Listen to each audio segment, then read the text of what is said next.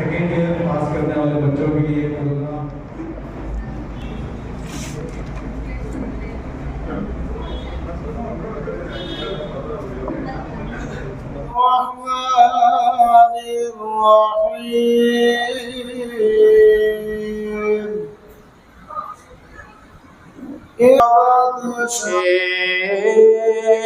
यार दर्द दिल कर आता मुझे यार दर्द दिल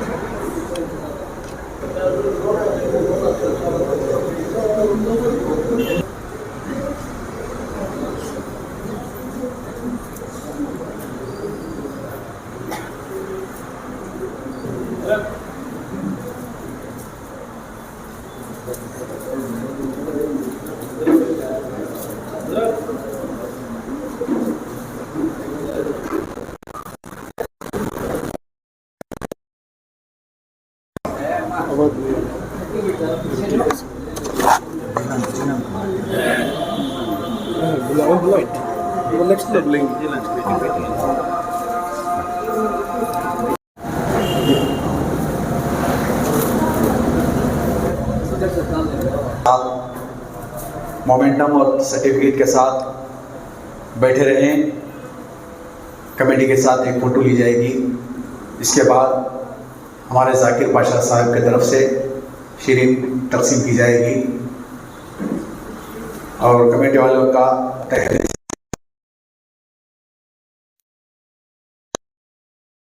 यहाँ पर आकर हमारा साथ दिया। अल्लाह उनके साथ देने को कबूल फरमाए।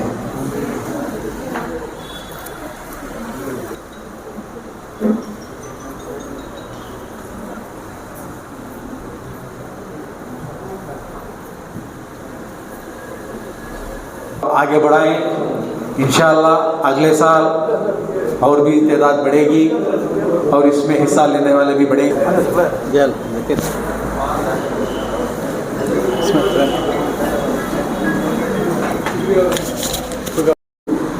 इस मस्जिद के मुतल्ली साहब, सेक्रेटरी साहब, ख़जानची साहब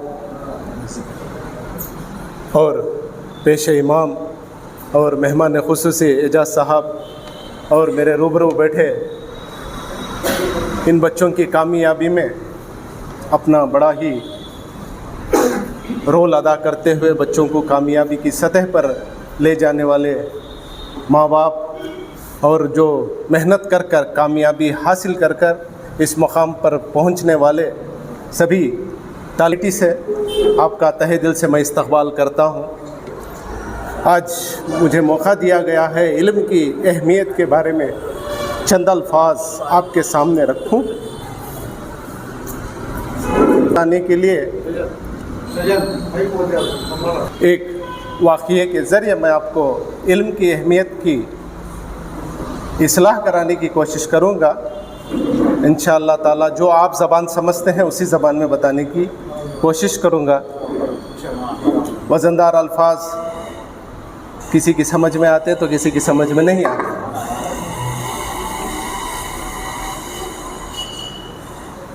जंगे बदर सभी मुसलमानों को पता है, इस्लाम की वो आलीशान जंग थी जिसमें 313 सहाबा ने हज़ारों सहाबा पर जीत हासिल की। बड़ी आलीशान सुनहरे अल्फाजों में लिखी जाने वाली जंग है।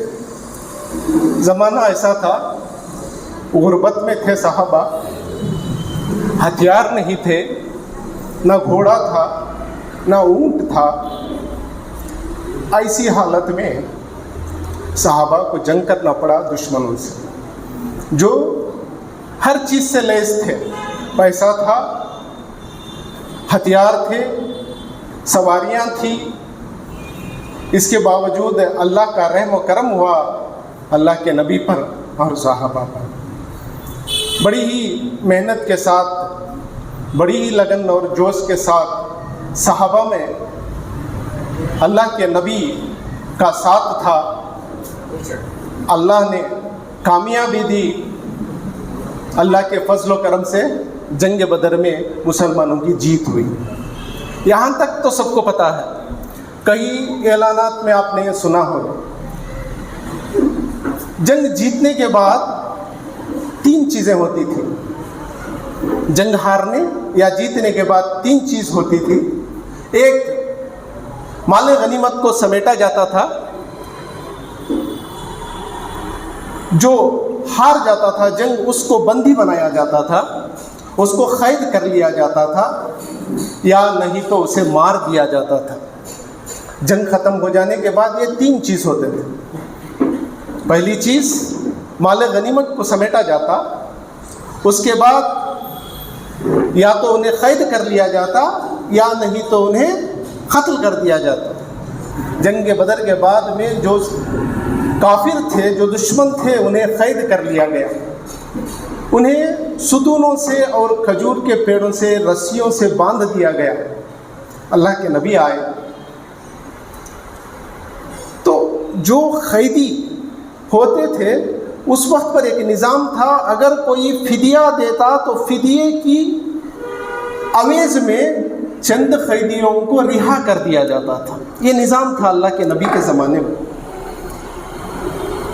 जो दुश्मनों की तरफ से लड़े उनमें बहुत से पढ़े लिखे आलिम भी थे, जो कैद हुए थे, जो जंग हारे हुए थे, कैद हुए थे, जिन्हें बांधा गया। उनमें बहुत से आलिम और फाजिल थे जो पढ़ना लिखना जानते थे। जो मुसलमानों की तरफ से थे उनमें बहुत सारे अनपढ़ थे।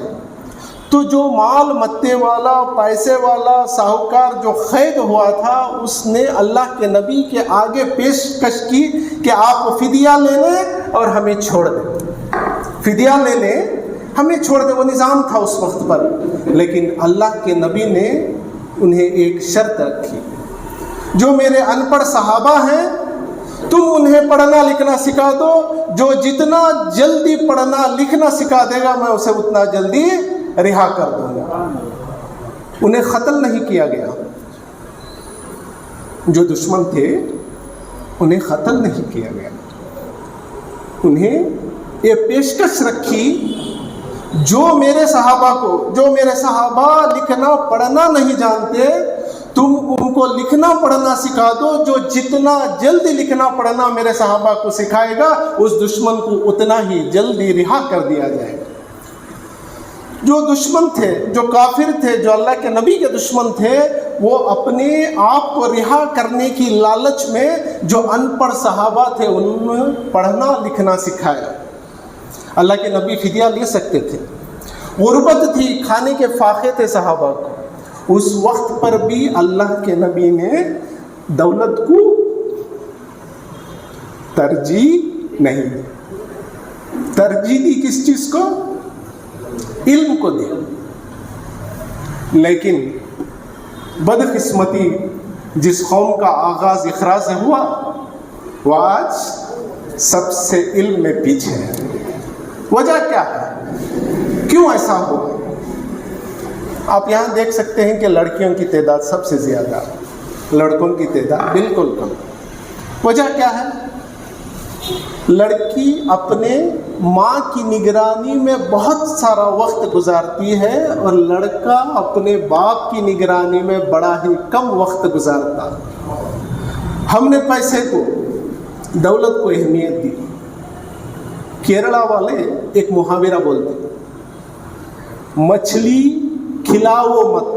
जो मेहमान आता ना, जो तुम्हारा दोस्त अहबाब है, जो आपकी जान पहचान वाला है, जिसे आप मदद करना चाहते हैं, उसको मछली मत खिलाओ। केरला में मच्छी ज़्यादा खाते। उसे मछली मत खिलाओ, उसको मछली पकड़ना सिखा दो। इंशाअल्लाह पूरा केरला पानी ही पानी, जहाँ चाहे वो पकड़ सकता है और खा सकता है। इल्म अगर तुम अपने बच्चों को दे दिए तो इंशाअल्लाह इल्म के पीछे पीछे ज़रूर दौलत आएगी। सबसे ज़्यादा हिसाब अगर इंसान किसी चीज़ पर सबसे ज़्यादा घमंड करता तो इल्म पे करता है, दौलत दूसरे नंबर पर आता है। घमंड में इंसान के दौलत दूसरे नंबर पर आती है, इल्म पहले नंबर पर आता है। पर इसका उल्टा समझिए, इसका उल्टा समझिए, इल्म को दूसरे मुकाम पर। जब भी कोई फंक्शन रखो, क्या देती बच्चों को तस्वुर ये रहता है कि उसे 500 देती कि 1000 देती कि 2000 देती कि 5000 देती को। इसकी पूरी अहमियत 500 रुपये से कम होगी या ज़्यादा होगी अल्लाह बेहतर जाने, जो निज़ाम में है उनको पता रहता है। लेकिन इसकी अहमियत क्या? खालिद बिन वलीद रज़ियल्लाहु अन्हु ऐसे सिपह सालार जिनको पूरी दुनिया में कोई हरा नहीं सकता। वो क्या चीज़ थी जो उनमें वो ताकत आई? वो सिर्फ और सिर्फ अल्लाह के नबी का उनका पीठ थपथपाना था। तुम बहादुर हो, तुम साइफुल्लाह हो, अल्लाह की तलवार हो तुम, ये अल्लाह के नबी ने उन्हें थपथपाया था, उनकी शाबाशी की थी। वो एक शाबाशी थी जो मुसलमानों के सरहदों को 5 बर्रे आज़म तक पहुंचाई। क्या अल्लाह के नबी ने उन्हें पैसा दिया था? एक पीठ थपथपाना था, एक तारीफ थी। आज का प्रोग्राम यही है कि आज के बच्चों को जिन्होंने बड़ी ही मेहनत से इम्तिहानात में अव्वल दर्जे में कामयाबी हासिल की, उन्हें कोई पैसा नहीं दे दिया जाता। यहाँ पर सराहेंगे हम उन्हें, तारीफ करेंगे, उनकी पीठ को थपथपाएंगे, इंशाअल्लाह ताला वो आगे बढ़ेंगे, उनके पीछे दौलत आएगी इंशाअल्लाह। यही ये प्रोग्राम है। इस प्रोग्राम को अंजाम लाने के लिए इस मस्जिद की कमेटी ने और बिलखुसूस जनाब शाहजहां साहब और तल्लू साहब, तनवीन साहब इस प्रोग्राम की रीढ़ की हड्डी बनकर इस प्रोग्राम को आगे बढ़ाया। तहे दिल से इन सभी की तरफ से आप सबका मैं तहे दिल से शुक्रिया अदा करता हूँ। ख़ासकर और एक सलाह देते हुए मैं अपनी बात को ख़त्म कर दूंगा। SSLC में जो बच्चे अव्वल दर्जों से कामयाबी हासिल कर रहे हैं, आप सबको पता है कि इससे आगे रास्ते फूट जाते हैं। SSLC तक एक रास्ता रहता है, भटकने वाला कोई, कंफ्यूज होने वाला कोई रास्ता नहीं रहता। इसके बाद में आ जाते हैं तुम्हें कौन मैं क्या करना, साइंस पढ़ना, कॉमर्स पढ़ना या आर्ट्स पढ़ना। तो पहले से डिसाइड करो कि मुझे किस चीज़ में इंटरेस्ट है। क्या मैं साइंस ले सकती हूँ? साइंस लेने पर मुझे आगे कौन कौन से रास्ते हैं? साइंस में हर कोई डॉक्टर बनना, हर कोई इंजीनियर बनना नहीं, और भी बहुत सारे हैं। कोई नर्स बन सकती, कोई डॉक्टर बन सकता है, कोई न्यूट्रिशियन बन सकती, बहुत सारे रास्ते हैं। तो पहले से डिसाइड करो जिसमें तुम्हें इंटरेस्ट है, जिसमें तुम्हें यकीन है कि मैं इंशाअल्लाह इस रास्ते पर जाने पर कामयाबी हासिल करूंगी या करूंगा, तो उस रास्ते पर चलने की कोशिश करें। इंशाअल्लाह ताला आप सबको अल्लाह पूरी पूरी कामयाबी दे। PUC के बाद में कौन कौन से आपको रास्ते हैं, इंशाअल्लाह हमारे अजीज़ दोस्त एजाज बिजली साहब आपको बताएंगे। इतना बताने के लिए, मौका देने के लिए मस्जिद की कमेटी, सदर जलसा और आप सबका शुक्र बजा लाते हुए मैं अपनी बात को ख़त्म कर रहा हूँ। शुक्रिया। अस्सलामु अलैकुम व रहमतुल्लाह। I'm doing English subject in GC College, Mulbagal. So the members have requested me to give some viewpoints on what the students should do after second PUC. The second PUC के बाद क्या करना चाहते हैं बच्चों के लिए, उसके बारे में कुछ इन्फॉर्मेशन देने के लिए मुझे एज ए चीफ गेस्ट बुलाया है। बट एक्चुअली व्हेन अब एडमिशन स्टार्ट होगी, सो मैं कॉलेज में देख लूँ ना, commonly number of girls are increasing, number of girls are day by day increasing in admission, but boys numbers are getting very less. Boys का नंबर जो admissions के लिए आ रही बहुत कमी आ रही, लड़कियों के कंप्लीट लड़कियों के नंबर्स जो एडमिशन्स के लिए आ रही वो बहुत ही आ रही. बट प्रॉब्लम क्या है तो हमारा selection of subject is very problem. दो एजुकेशन का तो हमारे मुस्लिम कम्युनिटी में बहुत ही बैकवर्ड है. सो वैसा तो 38 वार्ड्स हैं, 38 वार्ड्स में मिनिमम का तो भी एट 15 वार्ड्स में मुस्लिम स्कूल्स हैं. सो नंबर ऑफ स्कूल्स में एटलीस्ट 60 बच्चे तो भी रख लिया तो मिनिमम में कितने नंबर ऑफ इन हंड्रेड्स होती हैं. बट एजुकेशन जैसा जैसा बढ़ता खास तौर मुस्लिम बॉयज़ एजुकेशन क्या हो रहा है तो पीछे चला आ रही. SLC तक टच करती हैं. I have seen many boys up to SLC when they may pass they not going to pass SLC क्या करते हैं उठा कामम दवा होती. That is the most heart breaking thing Muslim community में हो रहा है. क्या कहते हो मर्द बच्चा को पढ़ाने की ये दे रही नहीं, उसमें पेरेंट्स का प्रॉब्लम भी है और मर्द बच्चा का भी है. मर्द बच्चा में क्या हो रहा है तो पेशेंस नहीं आ रहा है when compares to girls community कैसा आ रही तो डे बाई डे क्लासेस में उनकी स्ट्रेंथ दिख रहे हैं. मर्द बच्चे देखे तो अब हमें क्लासेस जाती ना डिग्री कॉलेज से PU कॉलेज से गर्ल्स कॉलेज में भी जाता हूँ, एक बॉयज़ कॉलेज में भी जाता हूँ. बॉयज़ कॉलेज में मुस्लिम कम्युनिटी पूरी स्ट्रेंथ एक या दो है तो ज़्यादा, वो भी उन्होंने भी उतना इंटरेस्टेड लेके पढ़ते नहीं क्या कि घर में भेज रही पढ़ाने पढ़ रही. गर्ल्स में देखे तो माशाल्लाह बहुत अच्छे इंटेलिजेंस आ रही, बट गर्ल्स में भी प्रॉब्लम है. वी डिस्कस इस लेटर. सो मेरा ये क्या कहता हो एजुकेशन करना क्या बड़ी बात नहीं, बट जो स्ट्रीम हमें सिलेक्शन करती कुछ ही फील्ड में जाना वो ज़रा मोस्ट इम्पॉर्टेंट है. ओके SLC बस हमारे फ्रेंड्स बोले सका we have choices science arts commerce may be these are the 3 choices we can go. Even for diploma we can also go. But when come after second PUC we have took science commerce arts. बेटा हमने choice होता है कौन सी field में जाने का. क्या उसने ऑलरेडी हमें फील्ड चॉइस कर लिया थी कौन सी कॉमर्स समझे साइंस समझे आर्ट्स समझे. बट क्या करेंगे तो खासतौर हमारे मुस्लिम बच्चे एक फील्ड को बहुत ध्यान दे रहे हैं. अब मैं एक क्वेश्चन जाता हूँ हमारे बच्चों से how many of you scored pass second PUC please right your hands.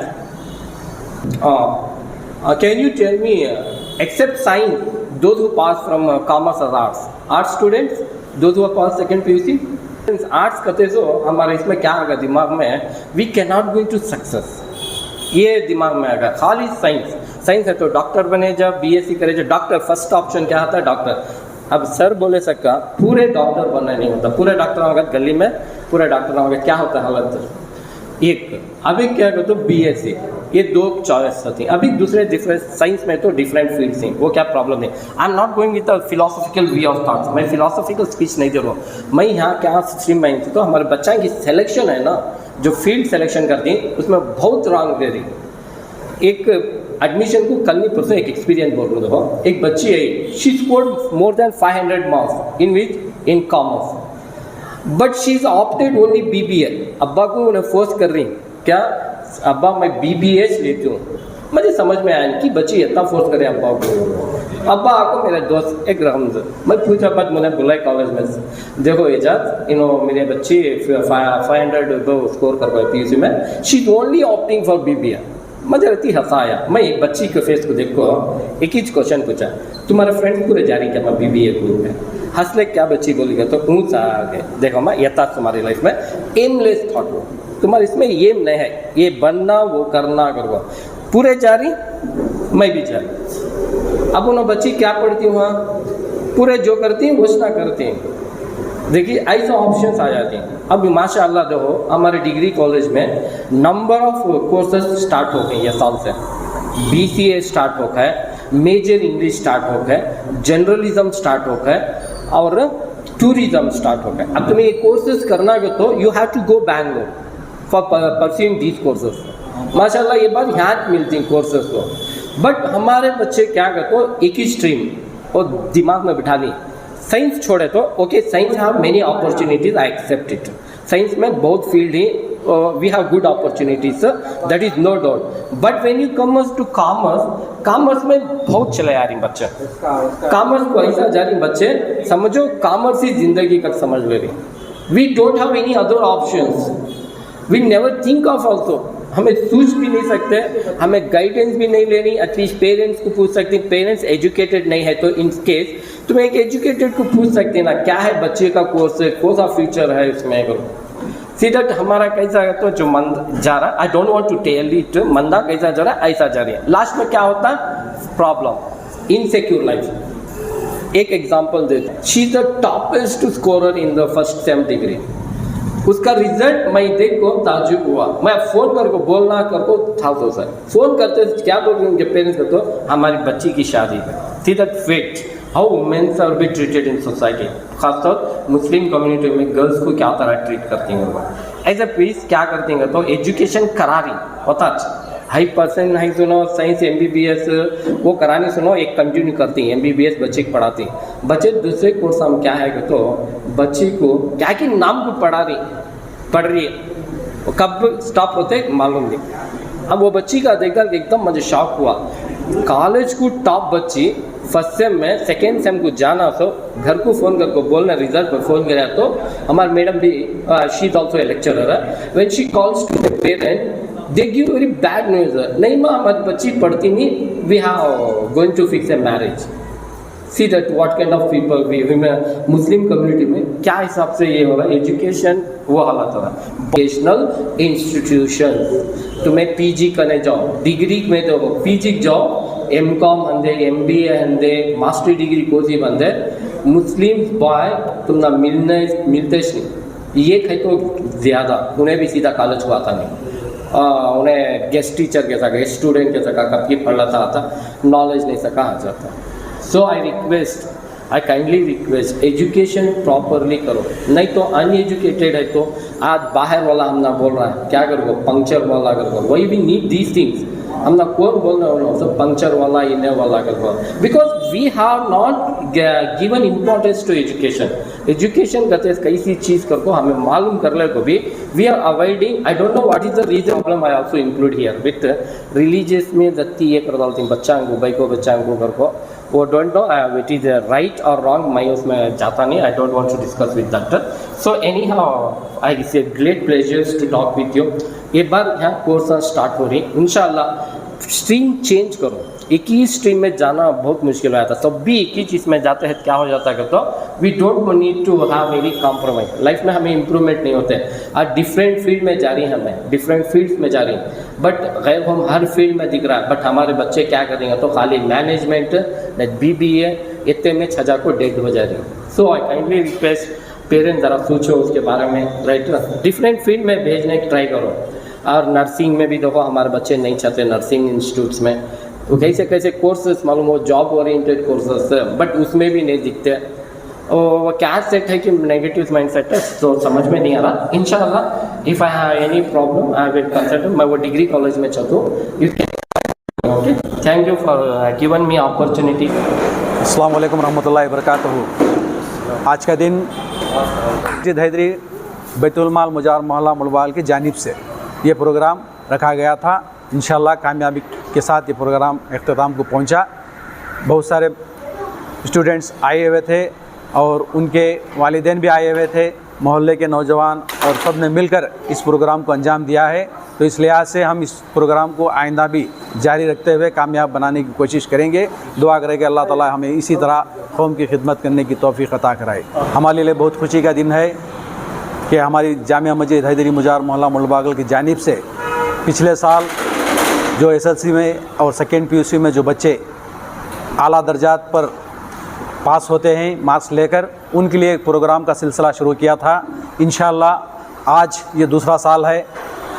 हम कोशिश करेंगे कि हर साल इसी तरह इस जलसे को अंजाम रखें और इसको कामयाब करते रहें। और इसमें हमने मेहमान खुसूसी हमारे मोहल्ले के होनहार उस्ताद जनाब रहीम शरीफ साहब और हमारे डिग्री कॉलेज के प्रिंसिपल एजाज़ अहमद बिजली, इन दोनों को इनवाइट किया था।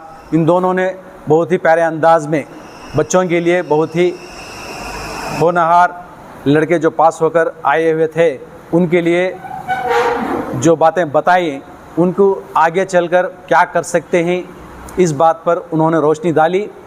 तो हम इस प्रोग्राम के ज़रिए तमाम मुलबागल ताल्लुक़ के नौजवान जो इस साल SLC और सेकेंड PUC में पास होकर हैं, सबके लिए दुआ करते हैं कि आगे चलकर उनके रास्ते आसान हो, उनकी तालीम में तरक्की हो और कामयाबी उनका हाथ पकड़े और उन्हें कामयाब बनाएं। बात ख़त्म करता हूँ। अस्सलाम वालेकुम रहमतुल्लाहि व बरकातहू।